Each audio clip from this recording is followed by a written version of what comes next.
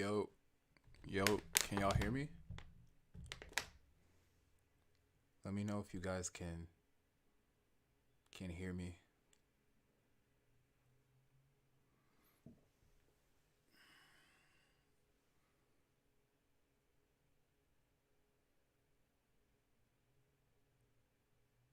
What up? What up? What's up, Silent?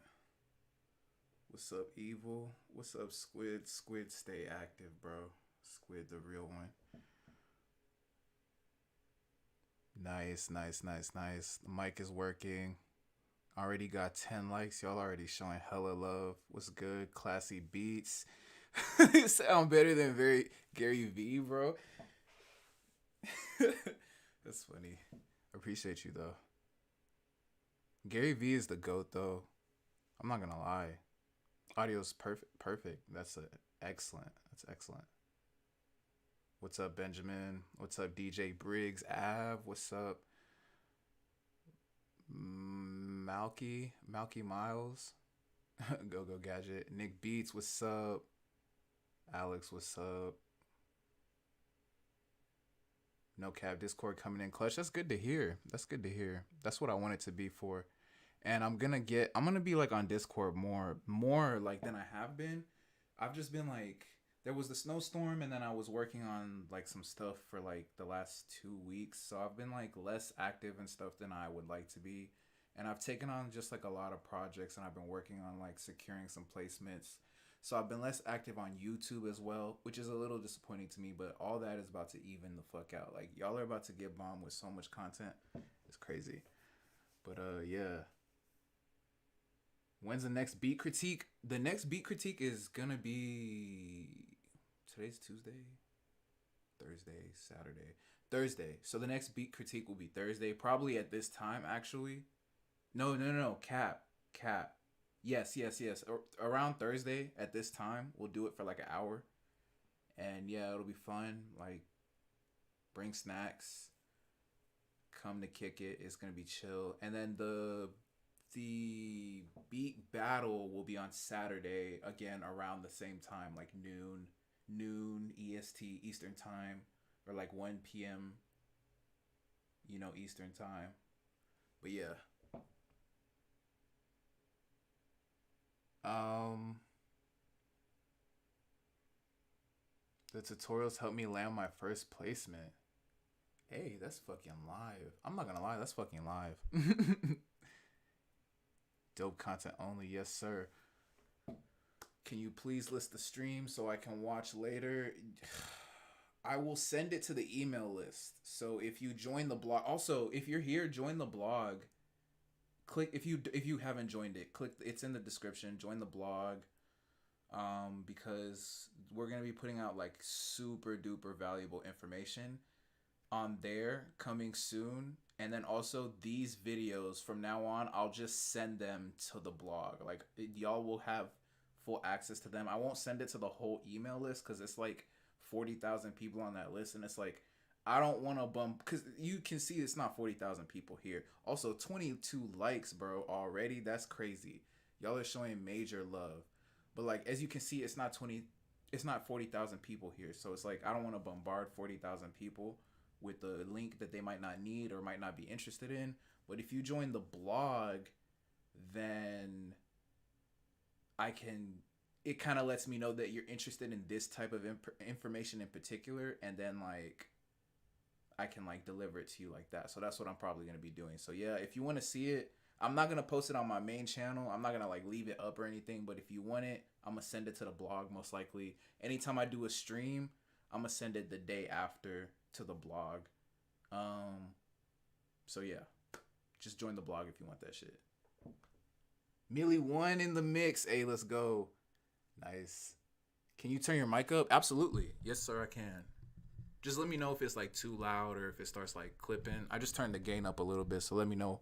Let me know how that is. Oh, it's a couple of y'all saying it. I'm gonna just turn it up even more. Let me know how that sounds. Move your mouse over. Why your mouse over the end stream? Because you know I'm gonna be trying to get out of here. No, I'm bullshitting. It's just because I started it and then I with that same button and I never moved it again. But all right. We got like 60 people in here, got 36 freaking likes. I think, oh, can I say hi? What's good, Endless Gaming, PS4? What's good, Encoder? Thank you for letting me know the volume was too loud. In Germany, you can't sell nothing. Those ice flexing rappers are big cap. Damn, that sucks. Um, but yeah, I think we can just go ahead and get started. Say hi to me, bro. I just said hi to you. But all right. I think we could get started with talking about what we want to talk about today, which is uh marketing beats. And I just want to start by saying that the look, if you want to market beats like just as okay, let me backtrack. If you want to market beats, the first thing that you have to do is have good beats, bro. That I can already see y'all asking questions. How do you make connections with people who can get you bro, placements, bro? Look, I'm gonna answer every question you probably have in your head right now with this first thing before we even get into anything else, bro. Make good beats. Like, make better beats. Make the best beats you can possibly make. Like, and I know cuz like I'm a producer and I've been at like every level of being a producer so far. Like, so I know like what it's like to be a starting out producer, to like being a producer who's realizing that they're kind of talented, to being a producer who's actually making money, to being a producer who can sustain themselves with their talent. Like, I know at every level what it feels like. And I can tell you that at every level I was able to know for a fact like whether or not I was trying hard on a beat or whether or not it was just kind of like some bullshit that I was just kind of putting out, just exporting from FL Studio. And it's like, you want to avoid that feeling as much as possible, like just exporting bullshit for the sake of exporting bullshit. You want to get to the point where every time you open up FL Studio and you start a project, it's like you're crushing it. You're crushing it, you're crushing it, you're crushing it, you're eating it alive, and you're feeling like, all right, this beat is about to be a Grammy, it's about to be a hit.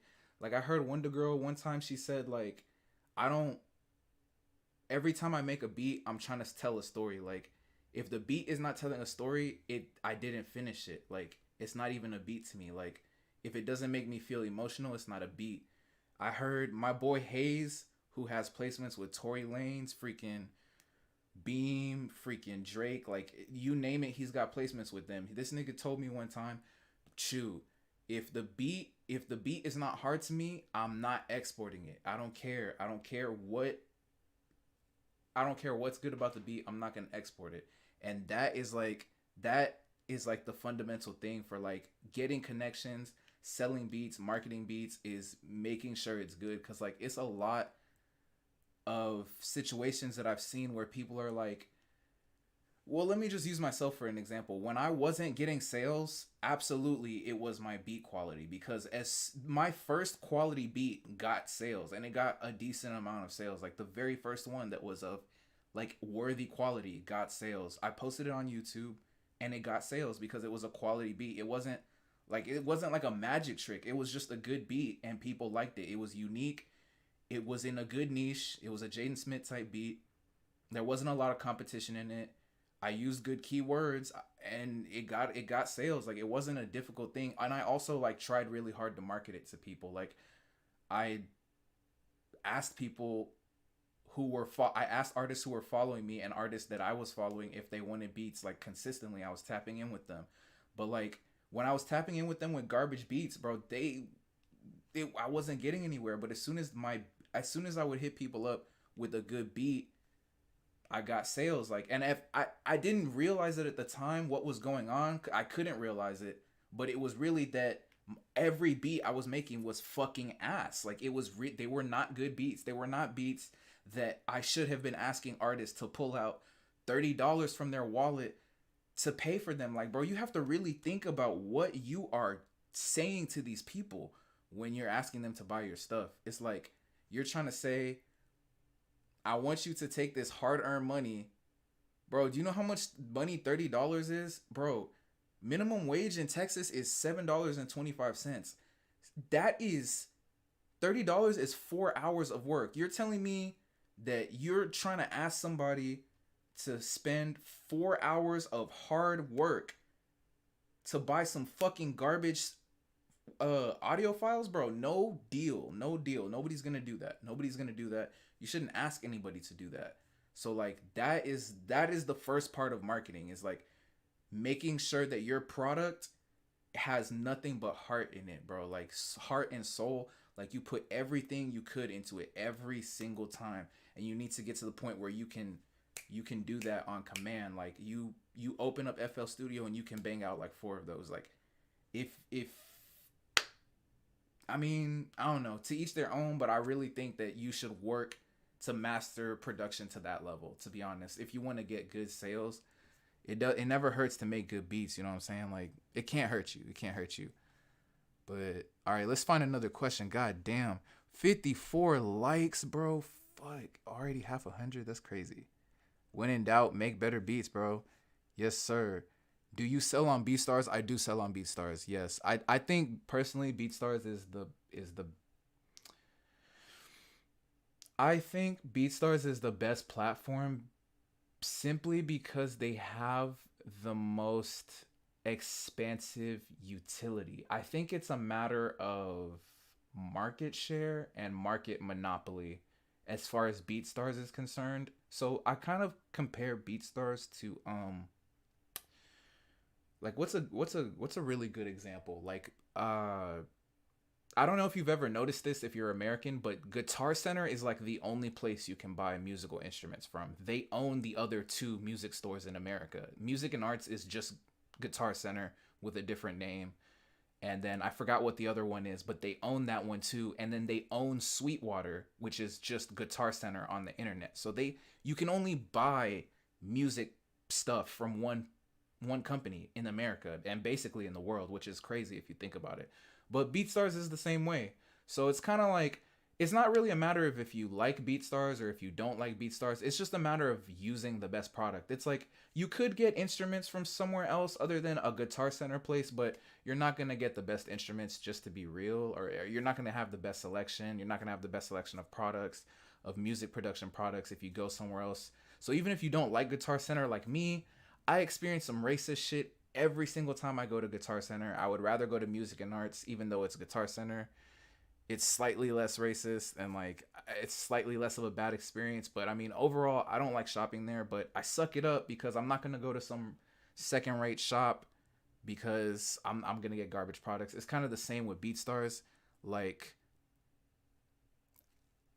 I don't like them or dislike them really, and I have not had the same series of bad experiences with BeatStars that I've had with Guitar Center, but I've had some definitely bad experiences with BeatStars for sure. But I don't see myself ever not using anything but BeatStars simply because they're too dominant. They're too dominant. Like they have too many marketing integrations. They have like a very expensive website like template for you to use. They have like various ways that you can sell yourself and your products, and they do have a decent marketplace. Like I know people complain about like the marketplace not being like there's only producers on the marketplace or like some shit like that, like, and that's definitely true. And like when you buy the promo credits, it's not always like a guarantee, but like that has to do with BeatStar's system not being like perfect. That doesn't have anything to do with like another beat selling platform being better than BeatStars. So like leaving BeatStars or like not going to BeatStars because you think you're gonna sell more beats on a different platform because there's like more artists or because you're gonna get better exposure. I don't know. I wouldn't know if that's necessarily true. I haven't used any other beat selling platform expansively enough to tell you that. I just know that I've used other ones like Soundy, Tracktrain, SoundClick for a little bit, and then I've sold beats manually just on my own. And like my best experience was always with BeatStars, just because like it has the most tools. Like I don't really care about the marketplace. Like I can create my own audience and I can curate my own leads. So I'm not using those things because of the marketplace. I'm not hopping on BeatStars and hoping some artist finds my beats on BeatStars. It's literally a platform for producers. So like what are you even expecting? It's just a tool. So yeah, that was like a lot of rambling, but BeatStars, bro. I love BeatStars. Use BeatStars. I fuck with them heavy. I wish they would hire me. I don't know why they won't. I'm like a fucking fanboy for them at this point. I know I've probably forced at least 10 signups every time I talk about them. So if you work for BeatStars or if you know anybody who works for BeatStars, tell them to hire me because I love them and I would do it for free. So yeah, but yeah, I fuck with BeatStars heavy. The other ones are cool too. Don't get me wrong, especially Track Chain and Soundy. But like, I like BeatStars. What up, Hamadi? Or Hamdi? Sorry, Hamdi. What up, Hamdi Beats? Airbit was dead in my opinion. Yeah, I mean, I tried Airbit. I didn't really, it was just another one that I tried. And I wasn't really crazy about it. But I did use Airbit to answer y'all's question. Let me have another. Let's see what other questions y'all got. How do you network? That's a good one. How do you network? Who asked that? Prob by Vogo. That's a dope name. So how do you network? That's kind of an interesting question. So for one, I would say if you want to learn more about networking in general, definitely join the blog because that's something that we talk expansively about, like very expansively about. Because if there's one valuable skill I've learned in life, it's that you are only worth as much as your network. So that's something that I take like very, very seriously. And that's why I talk so much about it on the blog. So like if you want to learn the most you can about it, definitely go there. But if you want to get like a brief understanding of it from my perspective, how to network is like you have to first visualize like what your network even actually is. And it's kind of like it's like an actual web, and you want that web to be as big and as connected as possible, if that makes sense. So like with that in mind, the best way to network is to use the people that are the closest to you.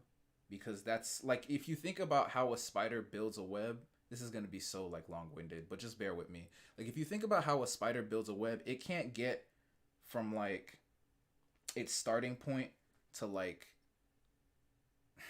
all the way to the wall. Like if it was going to build a big ass web, it would have to like start from like this chair and then kind of like latch on to this like little microphone arm and like maybe latch on to like something over here on this like desk and then eventually get to the wall. It couldn't just jump to the wall. That would be very difficult. And like networking is kind of the same way where you kind of have to like use stepping stones. You have to be wise. So like if you're trying to get to like if I was trying to get to Drake, I wouldn't try to get to Drake. I would try to get to Drake's engineer. And I would have to think about, well, how could I get to Drake's engineer? Well, I know a producer who knows Drake's engineer.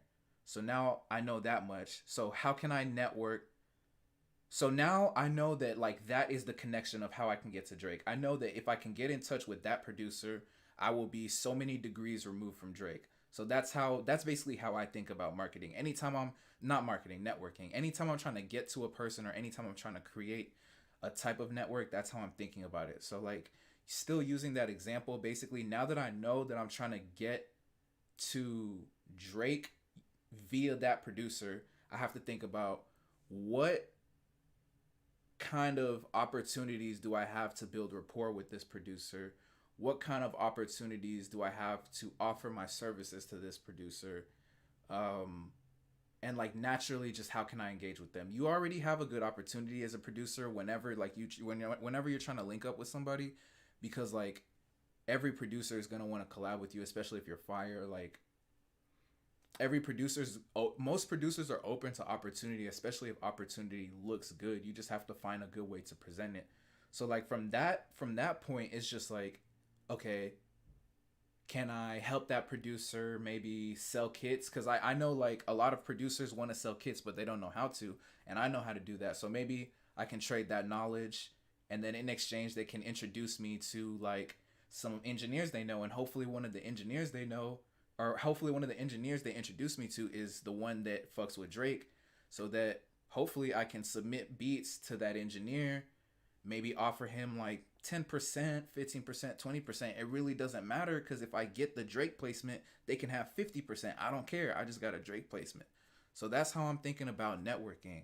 So like I can tell you, like I literally am working on something like that in my life right now. Like there's this producer, I'm not gonna drop any names, but there's actually a couple of producers that I know and I'm like close with who are 1 degree removed from Drake. So one is actually working with Drake's engineer, and then the other one is working with Drake's. I don't know what Cam Pascal is to Drake, but whatever he is, he's close with Cam, and so he's 1 degree removed from Drake already. So like I've gotten to the level to where like I'm basically like exchanging samples, like I'm exchanging FLPs with these people because like I knew like when I started this year, I was like, bro, I don't fucking care. Like I need a major placement because I was like, I have all these all these international placements, but I don't have any placements in my own country where I live, where like hip hop is the biggest thing. So it's like I want to figure out how I can do that. So I've just been like, how can I get in touch with the biggest artists? Okay, well, I'm not gonna just be able to talk to Drake. No matter how hard I talk to Drake, I'm not gonna get there. Like it, or I could, but it's not practical. There's a better way to work at it, and the better way is to start from people that I actually know, and then work up to get to Drake, basically. So that's what I've been doing. And I mean, it's low key been working. Like I've had like actual conversations with Drake's management, which is insane. That wasn't something that was even an idea that I could fathom at the like last year or at the beginning of this year. Like I'm making like the type of beats and like working on the type of beats that I never would have thought were possible, and that's just from like creating that network. So like, I mean, that's not really the best way to answer that question, but like you really have to think about like what you're trying to accomplish when you're trying to network, like, and you have to leverage what is available to you. You can't like try to get to the top dog right away or to like the end goal that you're trying to get to right away. You really have to like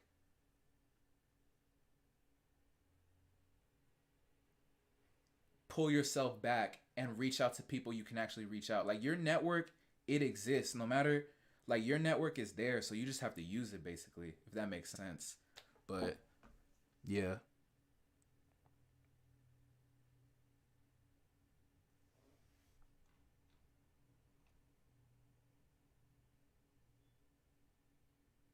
Let's see. Let's see. I'm gonna do like two more questions.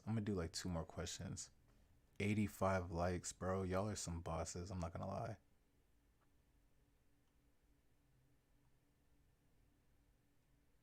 How do I feel about paid advertising? I've never done it, but I think that it works. I mean, like it works very well, and like you can like advertise, like paid advertising can get to the point where like when you get your data right, you'll basically be printing money for every ad that you pay for. So like it definitely has its benefit. To be honest, I have just not taken the time to learn it. I will get into paid advertising eventually, but I'm more so interested in mastering like actual marketing and advertising first.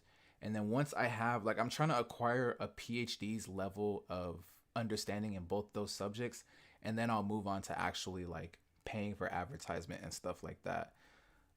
So like I don't have too many thoughts on actually paying for advertising other than I know that it works, but it only works if you know what you're doing. You will not get lucky paying for advertising. So if you don't know what you're doing, I might like resist the urge to pay for ads because it's a good chance that you're just going to lose your money.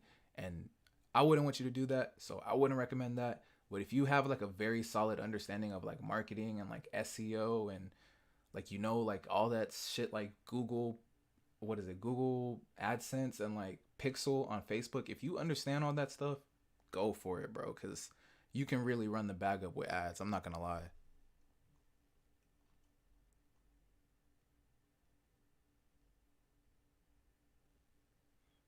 All right.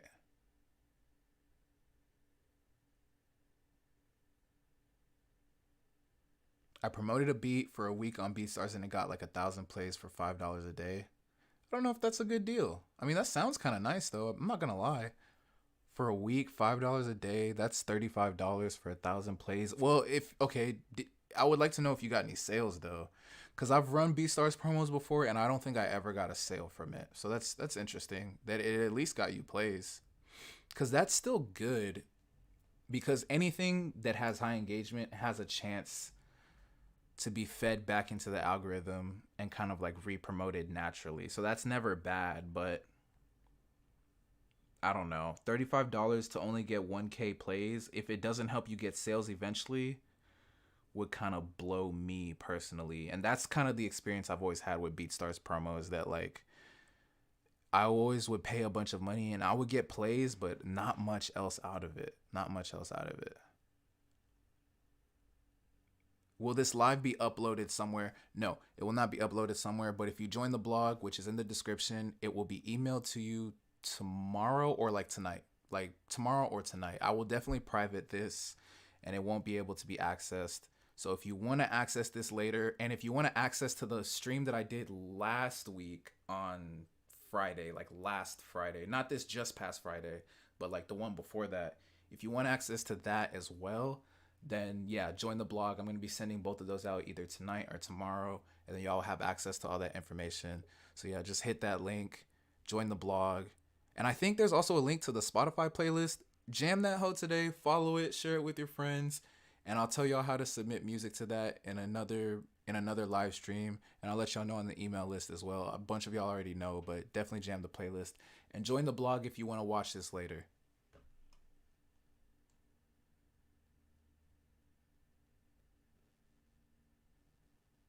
You made 2 sales, and okay, see, I think that's absolutely worth it then. I'm not gonna lie to you, that's absolutely worth it. That's absolutely worth it. See, and I think that's the benefit of paying for promo. So now he's still getting plays. He got some sales, and the beat is like, now it's like generating its own like it's generating its own engagement. So I think that's incredible. Wow, that's actually really dope. What was the last blog about? It was still about email marketing. We're still talking about that.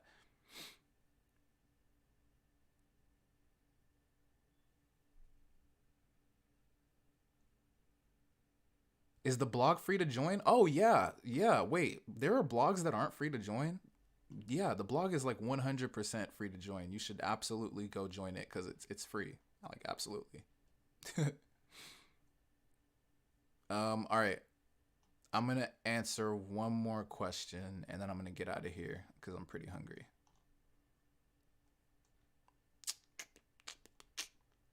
What if you got your own website? Well, I don't know. What if you do have your own website? I think the problem is that none of the internet producers that do these types of videos and PDFs don't actually teach you, persuade, sell people, which is the most important thing when you're DMing artists. Yeah, I agree. Actually, I agree because really, you can't just post. This is actually kind of true. The problem with selling beats in general is that somewhere along the line, a lot of people were deceived into thinking that it wasn't an actual business, and it really is an actual business. It's just like I don't know if you know what like Cutco knives are, but like it's just like selling Cutco knives, but you're selling beats. Like it's not any different. It's a sales job. Like selling beats is a sales job. So like you have to understand like the vital fundamentals of like getting sales. So like actually we could just close with that. If you want to know just how to get sales, fuck marketing for a second. Well, this is kind of marketing. It is marketing. It's just direct marketing. Fuck the internet for a second, because what I'm about to explain will apply whether you're talking to someone in person or whether you're talking to someone on the internet. When you're trying to sell someone something or when you're trying to convince someone of an idea, you absolutely have to, first of all, I already explained this, make sure your product is valuable and that you trust that your product will actually sell. Like, because if it's garbage, you should not be trying to sell it. But more importantly than that, you need to be trying to figure out, first of all, what was the last thing. First of all, greet your customers. So find a way to always introduce yourself to your customer and let them know that it is a pleasure to be speaking to them first and foremost. The second thing you need to do is figure out, okay, what is their experience with this product? So in terms of what we're doing here, what are we doing? We're selling beats. So you need to figure out what were the last beats they bought. Did they like the last beats they bought? Were they R&B beats? Should I even be selling this guy beats because I make like boom bap or some shit? Like, you need to figure out what do they need and what is their experience with the products you're trying to sell them. Once you figure that out, you need to look through your own inventory and you need to figure out what do you have that will improve their experience from what they had last time, and then what do you have in your inventory that will improve their experience, and then what do you have overall that matches what they're looking for and will fix their problem the best. So those two go hand in hand. Figuring out exactly what they need from you in terms of the product, and then figuring out what their past experience was with a similar product. So did they hate that? You need to know that. Did they hate the last beats they got? Were they from you? Did they like them? Did they hate them? Did they get the track out lease? Why didn't they get the track out lease? You don't want to bog them down with questions, but you want to find an effective way to ask all those questions, because that's important information, because then that helps you figure out exactly what to offer them. Because you don't want to just send someone to your beat store and be like, all right, here's the beat store, go browse. Bro, that you're not going to get a sale from that. For every 1,000 people you do that to, you will get one sale. You will get one sale. So that is an actually ineffective way to deal with customers. What I would recommend is figuring out exactly what they might want from you, and then figuring out a couple of links that they like, that you think would fit them, and sending that to them instead. Because that's way less of a sensory overload, and that also shows you that you're trying to curate the purchasing experience for them. You're not just sending them to a beat store that everybody has access to. You're actually searching your catalog and you're saying, hey, I think these will fit you pretty well. Like if I go to like a store, like if I go to Foot Locker, I don't want to just be, if I go to Foot Locker and I need help, I don't want the person who's like working there to be like, all right, just browse the store and like, let me know like what you want.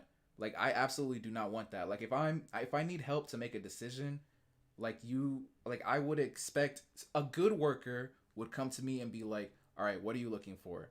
And I would tell them, okay, I'm looking for like a specific type of shoe. And they would say, all right, well, we do have this shoe actually. Here, try it on, and we have it in your size. And if you want, check these out too, because they're the same size, they're the same style, and you might like them too. That's really smart. If someone tells you what they're looking for, then you need to capitalize on that. You need to always find out what they're looking for. You don't want to let a customer leave your store if you didn't ask them what they're looking for, because that is a missed sale opportunity right there. So you need to know what they're looking for. I know I really harped on that, but that's important. Then the next thing you need to do is actually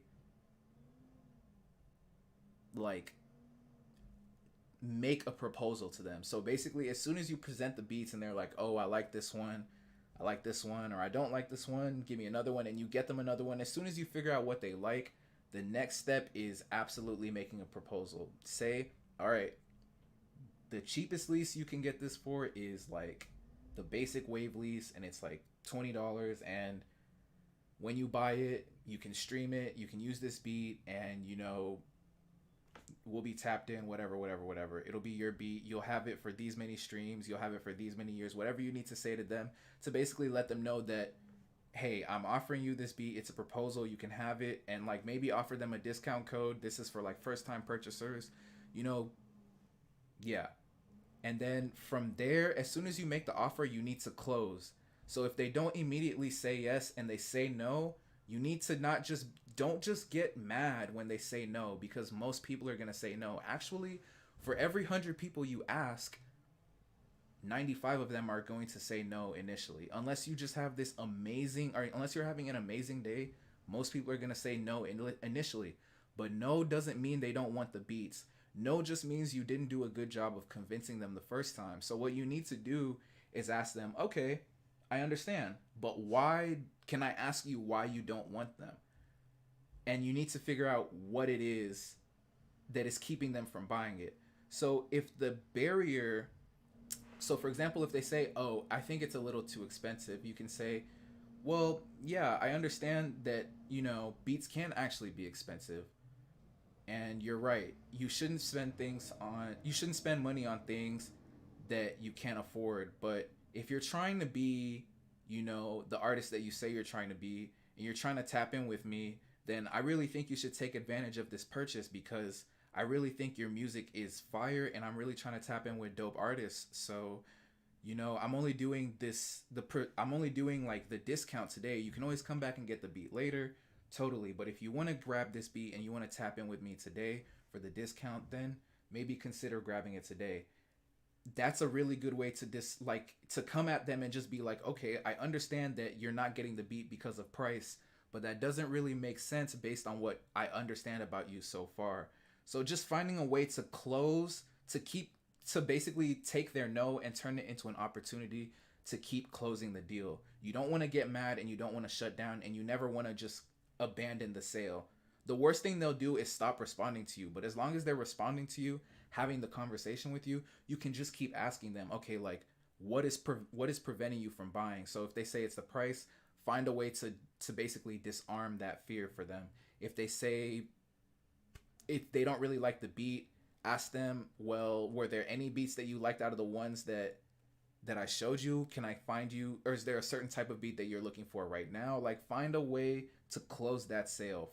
Because it's your job to produce a beat for them. So you need to do whatever you can. If they're telling you no, don't take it as them saying, "No, I don't want the beat." Take it as them saying, "I want beats from you, but you just have not done a good job of convincing me that I want beats from you right now and that I want these beats from you right now." So like that's like those what I went through is like that is really a whole sales script, but those are like the fundamental like backbone like tenets of like trying to make a sale in anything. So you have to first of all greet your customer, start the rapport. Absolutely. You can't just jump in cold and be like, "I'm trying to sell you something," because they're going to be like, "Get the fuck out of my face." Like, absolutely. So greet them, let them know what's going on, let them know you value your opportunity to talk to them. Figure out what they want, figure out what their past experiences are with the similar products. Figure out what products you have that match their needs and will fix their problems, make a proposal, and then close the sale. And I think if you can take that foundational kind of conceptual approach to business and apply it to selling beats, first of all, it will help you understand that you're not actually selling beats. You're just running a business that sells ideas. The byproduct of that just happens to be music. The byproduct of like the actual material, you just happen to be the factory that produces the material as well. Like it just so happens that you sell beats. That's something that you'll realize, but you'll realize that what you're actually doing is selling, and you're selling the idea that someone will be successful if they link up with you and use your music. And I think understanding that will help you understand why some people are selling beats and why some people are not selling beats, and it'll help you understand why you sell beats sometimes and why sometimes you don't sell beats. I think understanding fundamentally what selling is will help you understand a lot in life in general, but specifically about selling beats. So yeah, that was really long-winded, but yeah, selling is a very, very important thing to understand.